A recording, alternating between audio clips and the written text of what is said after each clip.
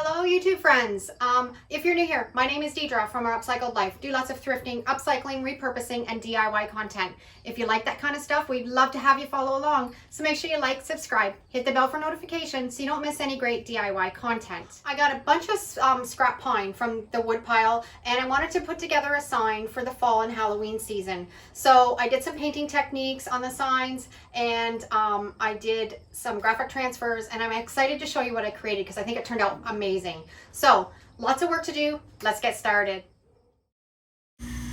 I got all kinds of pine out of the scrap wood pile that I rescued and I'm going to use for this sign. And I bought this stake at Home Depot. I think it was around $3, and I didn't have anything like that I wanted to create the base of the sign for, so I picked it up. The first thing I'm going to do is paint it with some black chalk paint and let it dry completely. Now these 3 pieces of pine I wanted to turn into arrows, so I'm just going to use my square and just use it to trace out the arrow on the top and the bottom, and then I'm going to take it outside and cut it with my jigsaw. I'm not trying to be really super precise with this because it's just going to be a rustic looking arrow, so I'm just kind of eyeballing where I think the center is and just using a little pen to mark where I'm going to cut it. And taking it outside and just going to cut out those pieces that I traced with my jigsaw. And if you're not used to power tools, don't be intimidated. This little jigsaw works really easy, and if you just take your time, it's really easy to cut with. And I'm just going to take my sander and just take off any rough edges along the boards just to smooth them out a little bit before I start my painting technique. And I'm just going to take my hammer and make some dents and little holes in the wood just to make it look a little bit older. And it works really well for making a new piece of wood look old and vintage. And I'm going to paint each board with a coat of the black homemade chalk paint. And this is only 1 coat. And look at the mess that I've made already. Now I'm going to do my candle wax technique on these boards. If you've been following along on my channel, you know that I love this technique. It can take a brand new piece of wood and make it look old and vintage and chippy, and you can layer so many colors with it. So that's what I'm going to do on all 3 of these boards. Now this is just a pillar candle from the dollar store, and I'm just taking it all around the edges and I'm pressing quite firmly so you can get that wax to stay on the wood. And then I'm going to put a little bit in the middle of the wood also. And what this does is when you paint over top of it, the paint will not adhere to that surface. And I'm just going to put my first coat. This is just latex paint, and I'm going to switch up latex and acrylic on this project, and I'm going to just let it really dry between each coat. And if you're ever in Home Depot, check out the Oops section because you can always pick up some great paint. And I don't care about the color because I usually layer it for my techniques. Now I'm just going to alternate here between my wax and paint, let it dry, wax, paint, let it dry. And I think I have about 4 or 5 different colors that I'm going to use. And I'm trying to stick with kind of the fall theme colors, doing kind of that khaki color and then green and then red. And then I'm going to put on some yellow and then some orange. And then I'm going to finish it off with white. And then we'll be ready to put the graphics on. Now here's a little trick that I like to use when doing this technique. If you have a heat gun, get the heat gun out after this is completely dry, all the paint is dry, and then just take the heat gun and go over the entire surface. And what that's going to do, it's going to melt the wax.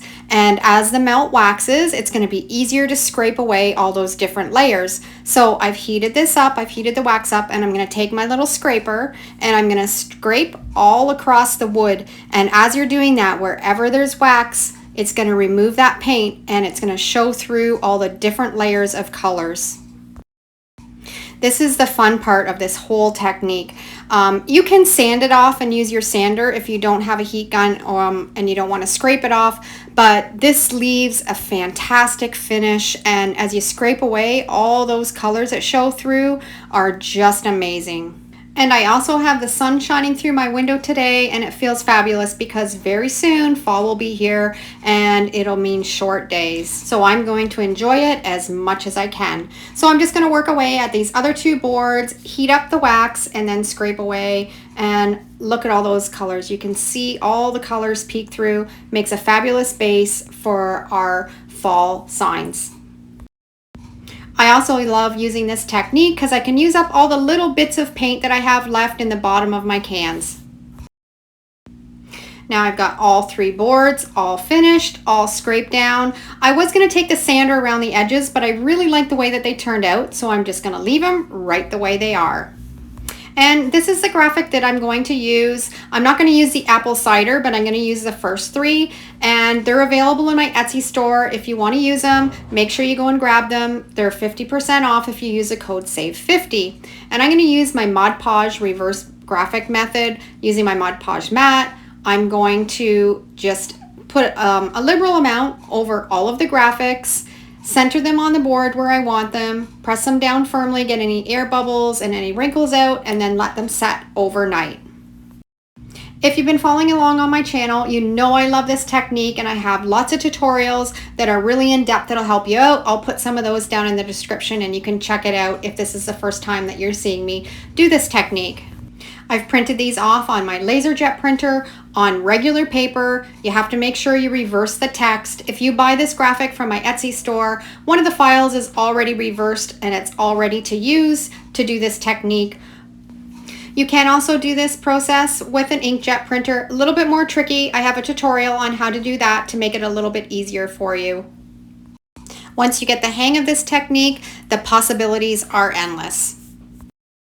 Now I know why I pulled this old rusty rake out of the scrap metal bin and brought it home with me. I knew I would find eventually the perfect project for it. This is going to work out perfect on the top of my stake, and I'm just going to tie it on with some jute twine really tight, and I think that will hold on really well. I've got a whole bunch of fall faux leaves and flowers and little embellishments, and I think I'm going to hot glue them around the top of that rake and the top of the stake, and I'm going to tie a great big burlap bow on it and just kind of work away and fill it in until it looks really nice. Whenever I'm at the thrift store, even off season, if I see any faux flowers from different seasons, I always pick them up, and I have a bin for each season and save them. So when it comes time to be able to use them, I always have some stashed away and ready to go. Now the graphics are all ready. They've sat overnight. I'm taking a damp rag and I'm just making it wet until you can just start to see the graphics show through, and then I'm rubbing off all of the paper. Takes a little bit of practice, but once you get the hang of it, it works perfect. And I'm ready to seal these up. I am using an outdoor polyacrylic sealer because this sign is going to be outside, and I want it to stay up really well in the elements and the weather and the rain. If you just use a normal indoor, it won't last as well. So if you're going to put this sign outside, make sure you use an outdoor polyacrylic sealer to seal it up really well. And I'm going to put a couple coats on these on the front and the back, and I also put a coat on the stake too to seal it really well. Now we're ready to attach the signs to the stake. Make some pilot holes in the center of each sign to attach with some little finishing nails. Going to take it outside, hammer them in, and get them exactly where I want them. Make sure you have your arrows going in the right way before you nail them in, and it's all finished. I love the way this turned out. This rusty rake at the top finished it off completely, and that chippy rustic look of that wood is fantastic with all those fall colors peeking through. If you haven't had a chance to try out this painting technique, you really have to, because it creates such a chippy, rustic, amazing texture on your projects.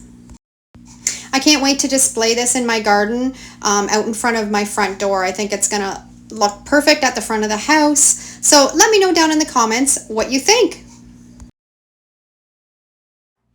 Thanks so much for watching today's video, and if you have any questions or comments, leave them down below. I love to read them.